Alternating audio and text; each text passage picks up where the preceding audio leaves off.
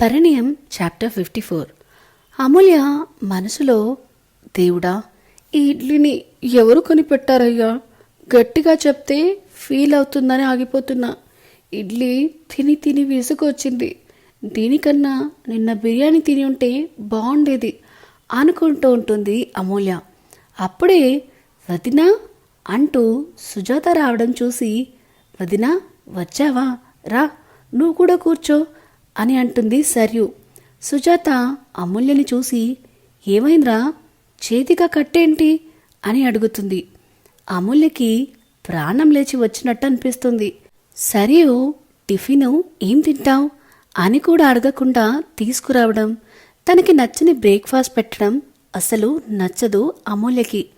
అమూల్య చిన్నగా వాటర్ అని అంటుంది. సరియు విసుక్కుంటూ, తినేది తక్కువ తాగేది ఎక్కువ అని అంటుంది. సుజాత, వదినా పాపం నచ్చలేదేమో టిఫిన్, ఏరా అవునా అని అడుగుతుంది. అమూల్య మనసులో, థ్యాంక్స్ అత్తయ్య, నువ్వైనా అర్థం చేసుకున్నావు అనుకొని అవును అంటూ తల ఊపుతుంది. సరియు అమూల్యని సీరియస్గా చూసి, ఇది హెల్త్కి మంచిదిరా అని మళ్ళీ తినిపిస్తూ ఉంటుంది. అమూల్య, అమ్మా ఒక్క నిమిషం ఆగవా అని అడుగుతుంది. దేనికిరా అని సరియు అనగానే, నా పొట్ట ఫుల్ అయిపోయింది, ఇంకా ఒక్కటి పెట్టినా పట్టదు అంటుంది అమూల్య. సరియు సీరియస్గా చూస్తే సుజాత, వదినా నువ్వు ఆగు, ఏమైందమ్మా అని అడుగుతుంది.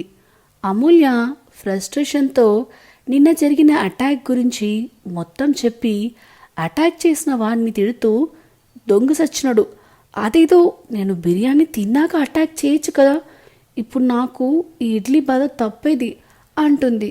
సరియు కోపంగా, ఓ నిన్న జరిగిన అటాక్ బిర్యానీ ఆర్డర్ పెట్టడం వల్ల అన్నమాట అని అంటుంది. అమూల్య, ఇది చీటింగ్, దీనికి కూడా కోపమేనా? తినకపోతే తినలేదంటారు, తినాలి అనిపించింది అని ఆర్డర్ పెట్టుకుంటే కూడా తప్పేనా?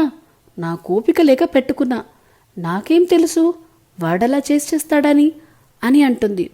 సుజాత నవ్వుతూ, వదినా పాపం అమ్మాయికి ఇష్టం లేదంటుంది కదా, వదిలై అంటుంది. సరియు కోపంగా, ఏంటి వదినా వదిలేసేది, చూడు ఎలా ఉందో బక్కగా, గట్టిగా గాలి వస్తే పోతుంది అని మళ్ళీ పెట్టాలని చూస్తుంది. అమూల్య లేచి, ఇక నా వల్ల కాదు ఈ ఇడ్లీ తినడం, దీనికన్నా ఆ వెజిటేబుల్స్ బెటర్ అని పరిగెడుతూ ఉంటుంది. సరియు సీరియస్గా, అమూల్య అల్లరి చేయకు అంటుంది. అమూల్య, నా వల్ల కాదమ్మా, దానికన్నా ఇంకేమైనా తింటా, నేను హాస్పిటల్లో జాయిన్ అయినప్పటి నుంచి ఇదే టిఫినా, ఇంకా టిఫిన్స్ లేవా అంటుంది. సరియు, ఓట్స్ తింటావా పోనీ అని సరియు అడుగుతుంది. అమూల్య బిక్కముఖం వేసుకుని చూస్తుంటే సుజాత వచ్చి, అమూల్యకి నచ్చదని అర్థం చేసుకుని, వేరే టిఫిన్ పెట్టి చూడు వదినా ఎలా ఉంటుందో అని అడుగుతుంది. సరియు అమూల్యని చూసి, ఏం కావాలరా అంటుంది. అమూల్య, ఇడ్లీ ఓట్స్ తప్ప ఏమున్నా ఓకే, కానీ అవి పెట్టుకు ప్లీజ్, హాస్పిటల్లో సర్జరీ అయినప్పటి నుంచి మార్చి మార్చి పెడుతున్నావు, ఇలా అయితే నేను ఇంటికి వెళ్ళిపోతా అని కోపంగా అంటుంది. సర్లే, రేపు టిఫిన్ వేరేది చేయమంటా, ముందు తిను, ఫోరేగా తిన్నావు అని అంటుంది. సరియు, అమూల్య, ఇంకా ఒక్కటి తిన్నా వామిట్ చేసుకోవడం కన్ఫర్మ్, నాకు వద్దు అంటుంది. సర్లే మెడిసిన్స్ వేసుకో అని మెడిసిన్స్ ఇస్తుంది సరియు. అమూల్య మెడిసిన్స్ వేసుకుని కూర్చుంటే సుజాత వచ్చి, పెయిన్గా ఉందా అంటే, లేదు కానీ కొంచెం నిద్ర వస్తుంది, బాయ్ ఏమనుకోకండి అని చెప్పి తన రూమ్కి వెళ్ళిపోతుంది. సరియు కోపంగా, చూసావా వదినా ఎలా విషాలు వేస్తుందో, అసలు తినదే తినదు అంటుంది. సుజాత నవ్వుతూ, అందరికీ ఆర్యన్లా ఇడ్లీ ఇష్టం ఉండదు కదా, రోజు పెడితే తినడానికి కొంచెం మార్చిపెట్టు వదినా, పాపం బెదిరిపోయింది అని అంటుంది.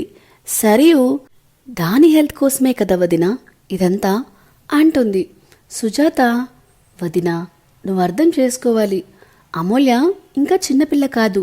తనని ఇలా ఇబ్బంది పెడితే నీకే కష్టమవుతుంది. నీతో మాట్లాడను కూడా మాట్లాడదు. తను ఇండిపెండెంట్గా ఉండడం నేర్చుకుంది వదినా. అందుకే ఇంతలా కష్టపడి ఒక కంపెనీ పెట్టి ఇంత స్థాయికి వచ్చింది అని అంటుంది. అప్పుడే ఆర్యన్ వచ్చి, అత్త ఇప్పుడు ఓకే కదా అని అడుగుతాడు. సో ఇదేనండి పరిణయం 54th చాప్టర్. ఈ స్టోరీ మీకు నచ్చుతుందని ఆశిస్తున్నాను. ఇలాంటి కొత్త కొత్త కథల కోసం మన channel the novel whisperer with విన్యాని సబ్స్క్రైబ్ చేసుకోండి. అన్నిటికంటే ముందు ఈ వీడియో కనుక మీకు నచ్చినట్టయితే please like, share and comment చేయడం మాత్రం మరవకండి. Thank you. బాయ్.